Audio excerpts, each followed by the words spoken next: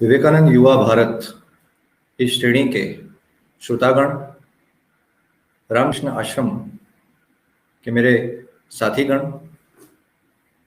और मेरे प्यारे देशवासी,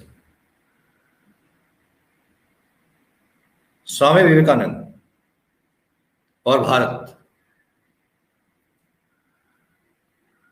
मैं मानता हूं कि भारत को समझना है तो स्वामी विवेकानंद को पढ़ना चाहिए, और स्वामी विवेकानंद को समझना है तो भारत की गलियों में घूमना चाहिए। ये दोनों भिन्न भिन्न नहीं हैं, ये दोनों एक दूसरे के पूरक हैं, परिपूरक हैं। स्वामी विवेकानंद शब्द, विचार, व्यक्ति, इसके बारे में कुछ भी समझने से पहले मैं मानता हूं कि हमें उस समय में जाना चाहिए जिस कालखंड में स्वामी विवेकानंद ने जन्म लिया। ये ऐसा कालखंड था,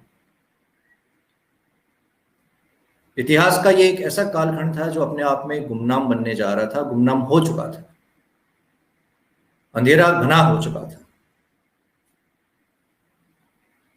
हम अगर रास्ता भी भूल जाते हैं, दो चार लोगों से पूछते हैं कि रास्ता कहां से जाता है, लेकिन एक सभ्यता के तौर पर हम अपने आप को भूल चुके थे।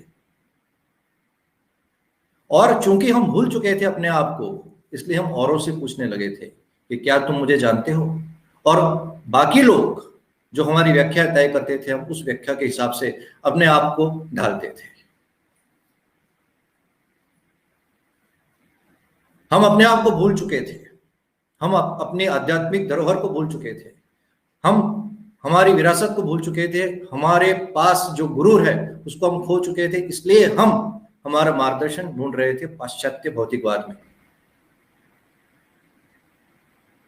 पाश्चात्य भौतिकवाद अपनी जगह है, लेकिन वो कभी भी भारत का मार्गदर्शक या भारत का मूल सिद्धांत नहीं बन सकता।